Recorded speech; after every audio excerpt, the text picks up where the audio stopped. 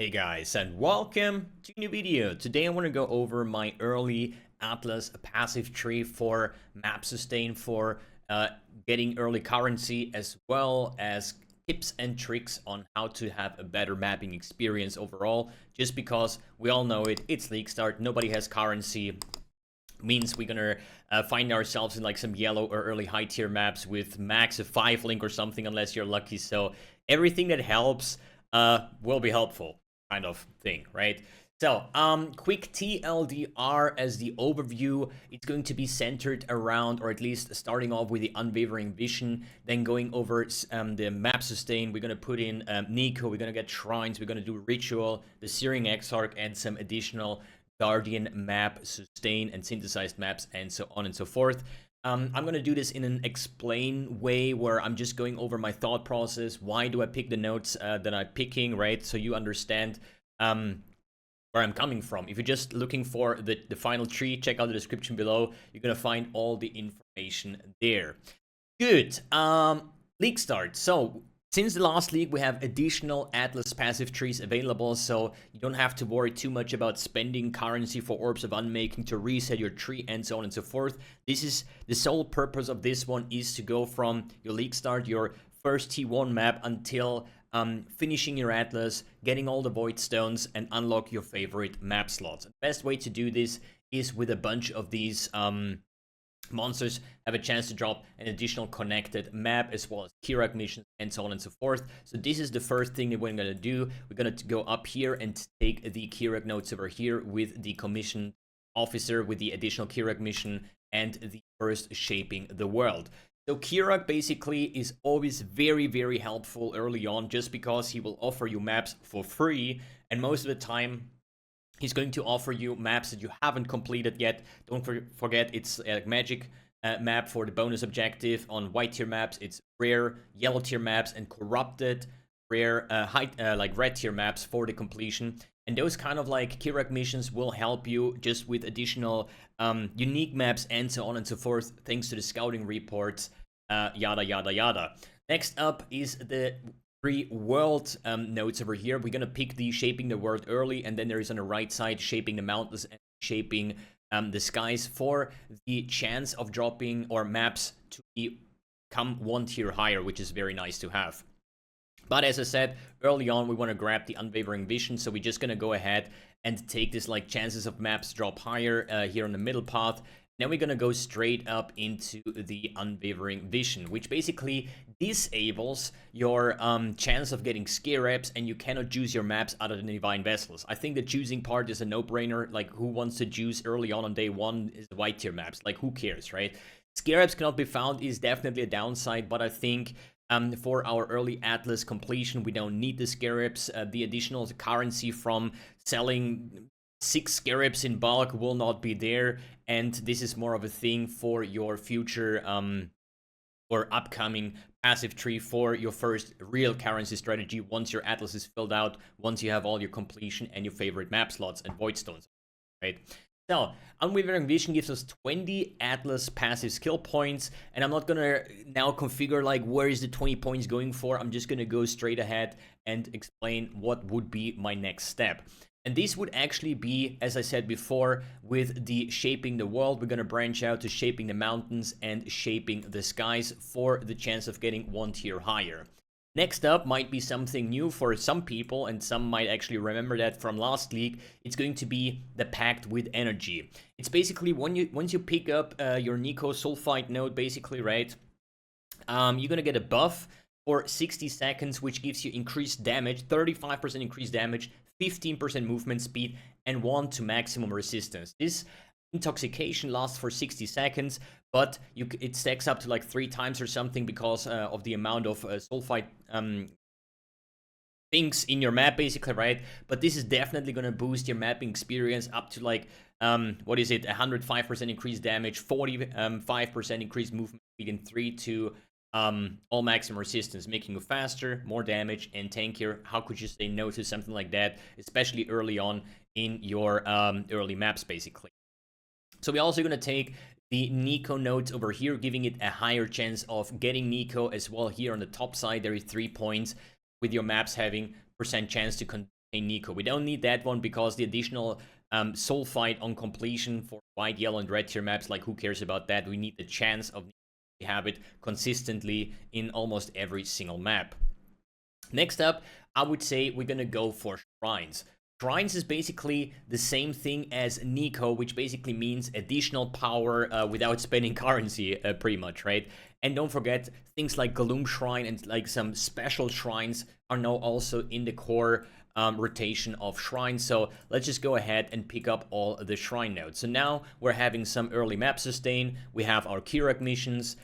We have our additional points here, taking it for shrines and the the shaping the mountains, shaping the skies, as well as adding Niko for early mapping experience.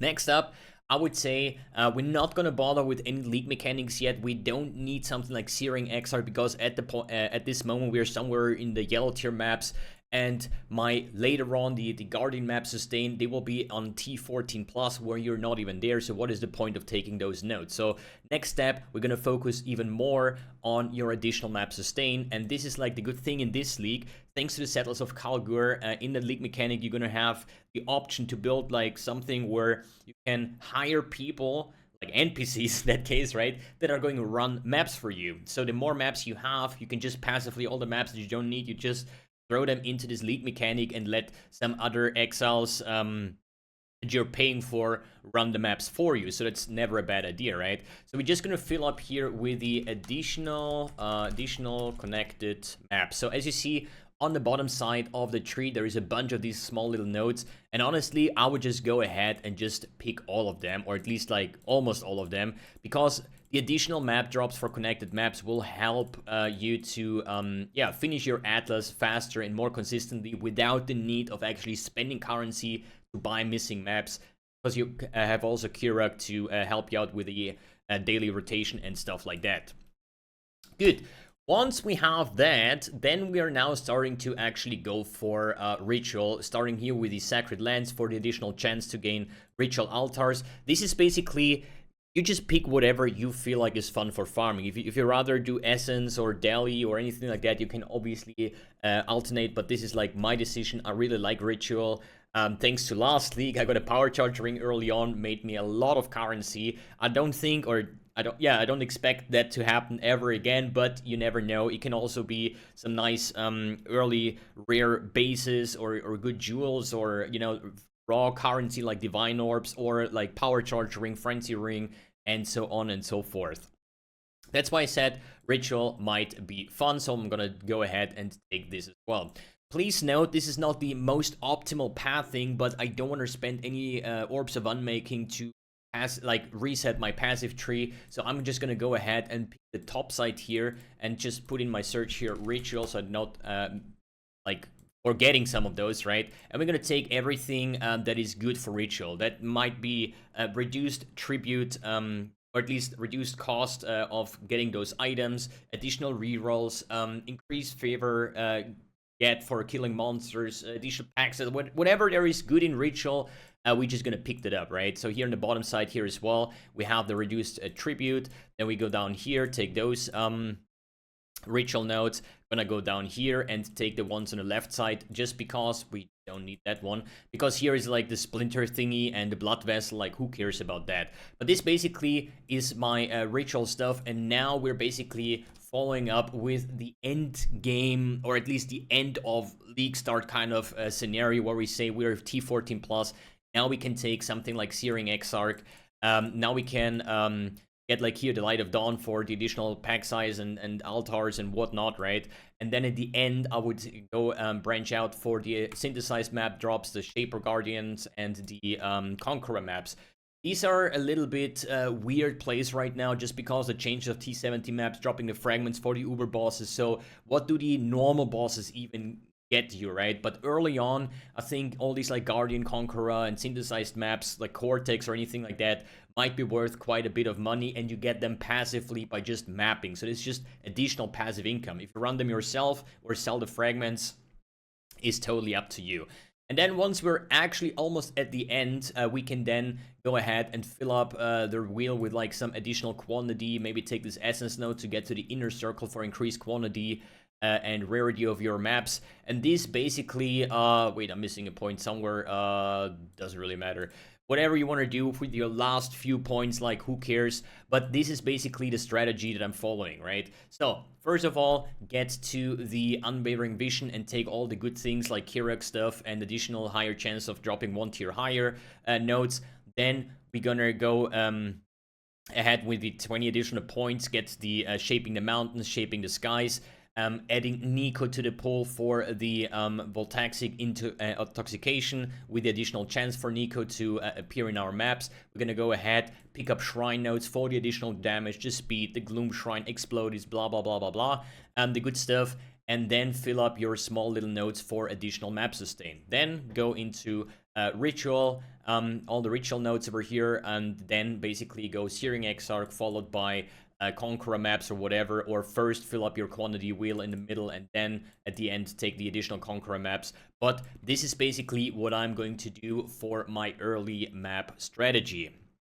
Alright guys, I hope you found this video somewhat helpful. If you have any good additions and useful tricks, then please let me know in the comments below. I'm very happy to adapt my tree to have like a very good overall tree for a lot of people if they enjoy the way I do it, right? Because you never know.